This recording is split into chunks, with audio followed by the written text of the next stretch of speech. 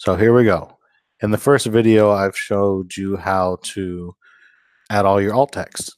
That's pretty much how this plugin began was figuring out how to do add all the missing alt text. So we've gone through that. And since then, we've added these up here. We've added some new stuff. Okay, we've added a contrast checker here. So you basically just type in your color, you type it in a couple of different ways. And then what it'll do is it'll allow you to see what the background is. So if you've got a gray background with white text, it'll show you. If you have a white background with the gray text, it'll show you. And then it'll tell you whether you're compliant or not. This right here is AAA, level AAA compliant. So that's a very, very useful tool. You just get a color picker and you'll be able to pick whatever colors you want, place them in here. It'll give you an example and it'll tell you whether you're compliant or not. Very useful.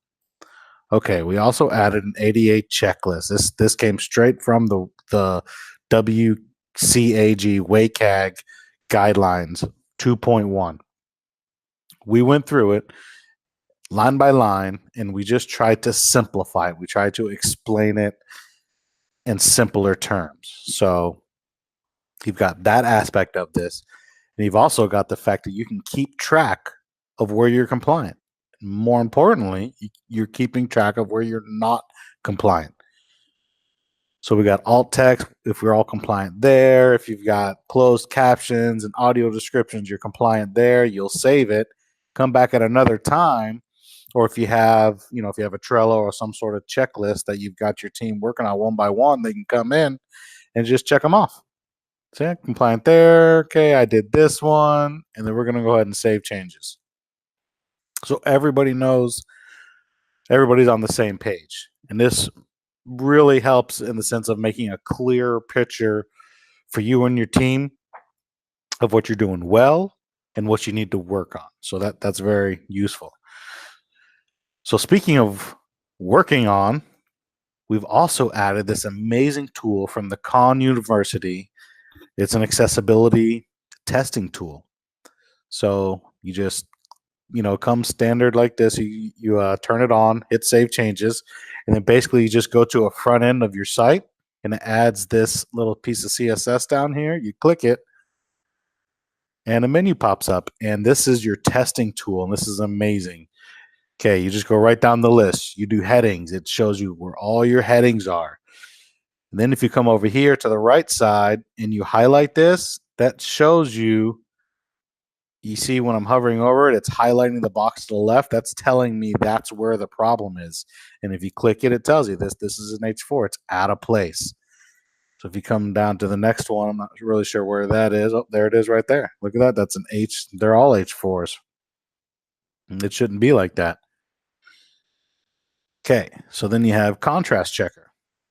Again, this is, you've got the manual contrast checker on the back, and then you got the front end contrast checker here.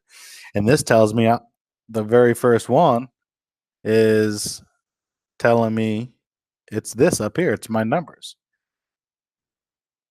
What's really cool about this tool is it actually will suggest a color that brings me in the proper contrast ratio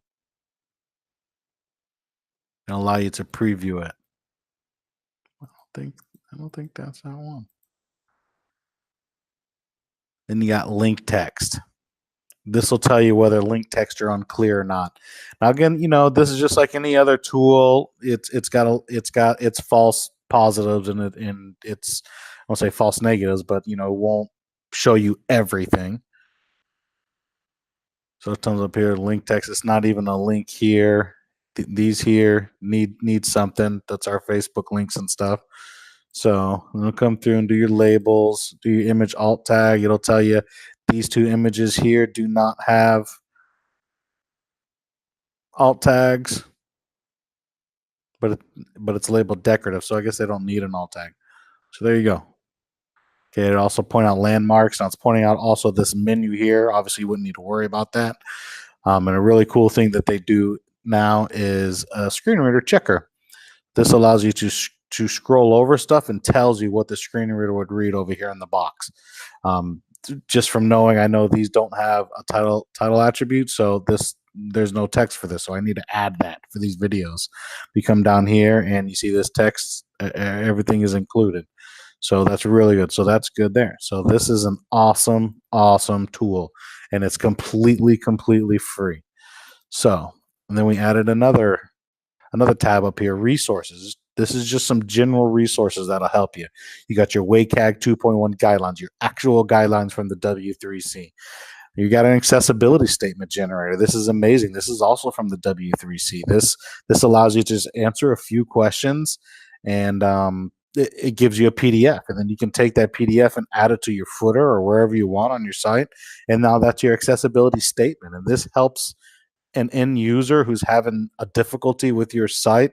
This helps them to get in contact with the proper person to explain the problem that they're having.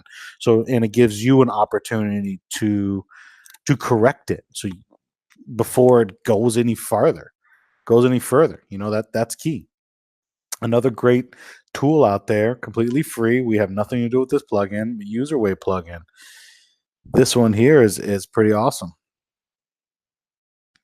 I'm just gonna go ahead and open up an incognito here, just so we don't see the other tools. So this is the UserWay plugin down here, a little piece of CSS right here. Also, you click it, and this gives you a menu.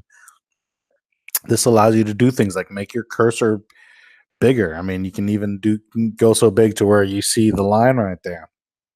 It allows you to add contrast or to change your contrast. It allows you to make your text bigger, smaller, whatever you want. Desaturate. It gives you, highlight all the links, easier for them to navigate. So this tool is super useful. And again, it's completely free. I think they require your email, but other than that, it's completely free. So that's very useful. Then we give you another link here. This is from WordPress.org. This is great info. They actually give you some good info. And then here is just the actual law for Section 508, showing the actual law signed into law last year, 2018, towards the end of the year. Just explaining who has to be compliant.